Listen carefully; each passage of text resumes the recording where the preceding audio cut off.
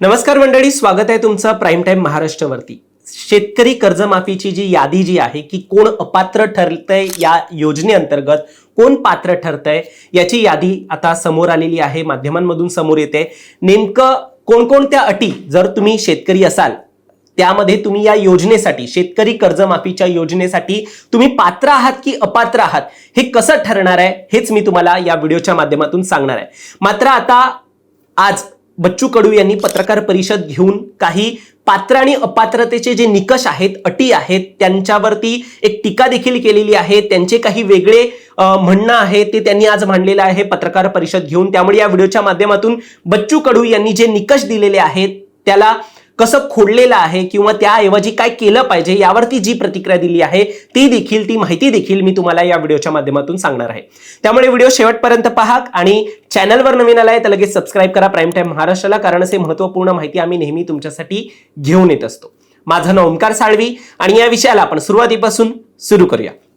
तर मंडळी, आपल्याला माहिती आहे एकूणच शेतकरी कर्जमाफीची एक मंजुरी जी आहे ती मिळालेली आहे, सरकारने ही मंजुरी घेतलेली आहे। मात्र अजूनही अधिकृतरित्या या योजनेची घोषणा होऊ शकलेली नाहीये। घोषणा यासाठीच होऊ शकली नाहीये कारण की सध्या विधान परिषदेची निवडणुकीचं एक रणधुमाळी सुरू आहे आणि यामध्ये जर त्याची आचारसंहिता लागली असेल तर कोणत्याही सरकारला निवडणूक असेल तर त्या योजनेची घोषणा करता येत नाही, कारण की आपल्याला माहिती आहे याची घोषणा झाली तर त्याचा एक परिणाम जो आहे तो कुठेतरी मतदारांवरती होतो। त्यामुळे जर आचारसंहिता असेल तर अशा प्रकारची कोणतीही कर्जमाफीची कोणतीही योजना जरी सरकारने आणली तर तिला घोषणा करता येत नाही। त्यामुळे ही घोषणेमुळे ही सध्या योजना जी आहे ती आपल्याला अडकलेली पाहायला मिळते, त्यावरती अजूनही म्हणजे राबवण्याचं जे आहे ते संकट अजून कायम आहे। आता यामध्ये कर्जमाफीचा लाभ हा कुठल्या शेतकऱ्यांना मिळणार आहे, कोण यामध्ये पात्र आहेत, कोण अपात्र आहेत, याचे जे अटी निकष जे आहेत ते आपण सर्वात प्रथम जाणून घेऊया। पुण्यश्लोक अहिल्यादेवी होळकर शेतकरी कर्जमाफी योजना या योजनेला मंजुरी मिळाली असली तरी यामध्ये काही जे कोणी लाभार्थी आहेत आणि जे कोणी पात्र शेतकरी आहेत, अपात्र आहेत, त्याची माहिती आपण घेण्या अगोदर मी तुम्हाला एक महत्त्वाची गोष्ट सांगतो। यामध्ये एक योजना किंवा ही लाभ घ्यायची असेल तर तुम्हाला आधार कार्डचं एक प्रमाणीकरण करण्याचं गरजेचं असतं।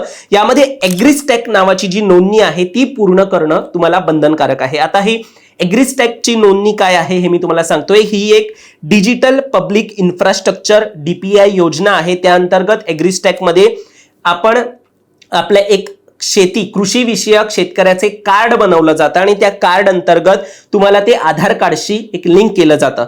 आता या एग्रीस्टॅक या नोंदणी अंतर्गत तुम्हाला कृषी क्षेत्रासाठी आधार कार्ड सारखी एक डिजिटल ID मिळते आणि या डिजिटल ID मध्ये एक शेतकरी जो आहे तो आपलं रजिस्ट्रेशन करतो आणि यामध्ये त्याची सातबाऱ्याची माहिती असते किंवा तो कोणतं पीक घेतोय शेतकरी ती माहिती आपल्याला असते आणि एकूणच शेतीची एक माहिती असते जी आधार कार्डशी लिंक असते। या एग्रीस्टॅक या अंतर्गत तुम्हाला शेतकऱ्यांना नोंदणी करावं लागेल, तेव्हा तो पात्र शेतकरी जो आहे तो या योजनेमध्ये लाभ घेऊ शकतो। अशी प्रकारची ही एक पहिली माहिती महत्त्वाची ठरते।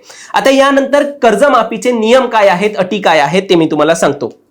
पहिलं म्हणजे लोकप्रतिनिधी आणि राजकीय पदाधिकारी यामध्ये अपात्र ठरणार आहेत या योजनेसाठी। जर तुम्ही विद्यमान असाल किंवा माजी मंत्री असाल, खासदार असाल तरी तुम्ही यासाठी अपात्र ठरताय। आमदार असाल, विद्यमान असाल, माजी आमदार असाल, तुम्ही अपात्र ठरताय। याशिवाय जिल्हा परिषद, पंचायत समिती, महानगरपालिका, नगरपालिका, नगरपंचायत यामध्ये तुम्ही विद्यमान किंवा माजी सदस्य असाल तरी देखील तुम्हाला या योजनेतून अपात्र ठरवण्यात येईल। याशिवाय बाजार समित्यांच्या देखील एक पदाधिकारी असतात, त्यामध्ये सहकारी बँका आहेत, साखर कारखाने, जिल्हा दूध संघ, कृषी उत्पन्न बाजार समितीचे पदाधिकारी देखील यामधून वगळले जातील। आता यामध्ये अजून एक तिसरी महत्त्वाची अट म्हणजे एक तुम्ही कर्मचारी आहात किंवा अधिकारी आहात आणि तुमचं एक ठरलेलं उत्पन्न आहे, त्यामध्ये तुम्ही शासकीय किंवा निमशासकीय कर्मचारी आहात। जर तुमचा मासिक वेतन हे 25,000हून अधिक असेल तरी देखील तुम्हाला या योजनेचा, शेतकरी कर्जमाफी योजनेचा लाभ घेता येणार नाहीये। आणि यामध्ये जर तुम्ही निमशासकीय कर्मचारी जर आपण म्हणतोय तर शासन अनुदानित एक संस्था असतात किंवा सहकारी बँका असतात, साखर कारखाने असतात, दूध संघ असतात, कृषी उत्पन्न बाजार समिती असतात, यांना देखील एक 25,000 पेक्षा अधिक जर वेतन असेल तर तुम्हाला या योजनेचा लाभ घेता येणार नाही। पुढे आपण एक चौथी अट जी आहे ती सांगतो मी तुम्हाला, निवृत्ती वेतनधारक आणि आयकर दाते जर तुम्ही असाल तरी देखील तुम्हाला वगळलं जाणार आहे. तुम्ही टॅक्स भरत असाल तरी तुम्हाला वगळलं जाईल. आणि निवृत्ती वेतन हे 25,000हून अधिक असेल तर तुम्हाला या योजनेचा लाभ घेता येणार नाही. महत्वाचं म्हणजे माजी सैनिकांना या अटीतून सूट देण्यात आलेली आहे, कारण की देश सेवेचा एक सन्मान म्हणून जे माजी सैनिक असतील त्यांना ही अट जी आहे ती लागू होणार नाही. त्यांना या योजनेचा लाभ घेता येईल. शेती व्यतिरिक्त कमाईचा स्रोत तुमचा असेल आणि त्यातून तुम्ही जर एक कर भरताय तर देखील तुम्हाला वगळले जाऊ शकते. हे काही महत्वाचे नियम जे आहेत ते सरकारने ठरवलेले आहेत. या योजनेचा जर तुम्हाला लाभ घ्यायचा असेल तर यातून तुम्हाला या योजनेमध्ये तुम्ही अपात्र ठरू शकता जर हे नियम तुम्ही पाळले तर.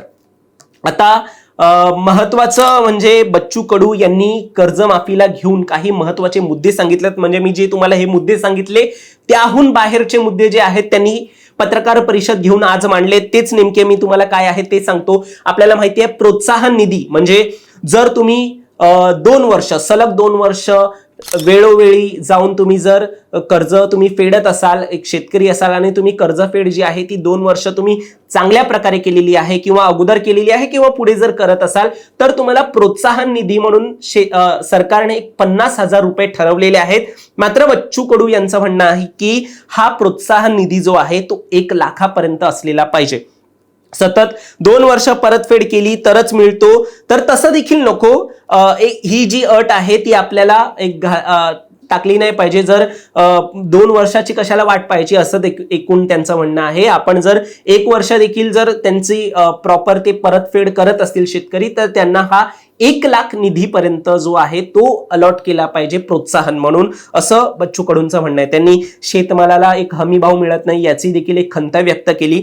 त्यामुळे अटीतटी जे आहेत त्या यामुळेच प्रोत्साहन निधीसाठी दिला नाही पाहिजे असं एकूण बच्चू कडू यांचं म्हणणं आहे.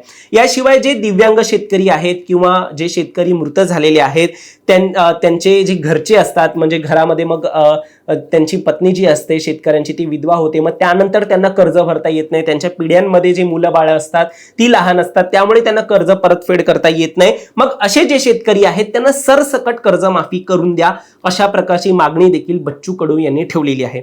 याशिवाय वेगळ्या शासकीय योजनेत काही शेतकरी हे इन्व्हॉल्व्ड असतात किंवा त्यांनी त्यामध्ये देखील अर्ज भरलेला असतो, त्यामध्ये देखील ते पात्र असतात. मग त्यांना या योजनेमध्ये अपात्र ठरवलं गेलं तर ते देखील चुकीचं ठरेल असं बच्चू कडू यांचं म्हणणं आहे. त्यामुळे वेगळ्या शासकीय योजनांमध्ये जरी शेतकऱ्यांना लाभ मिळाला असेल तरी या योजनेसाठी त्यांना अपात्र ठरवू नका, ही एक महत्वाची अट जी आहे ती बच्चू कडू यांनी सरकारसमोर ठेवलेली आहे.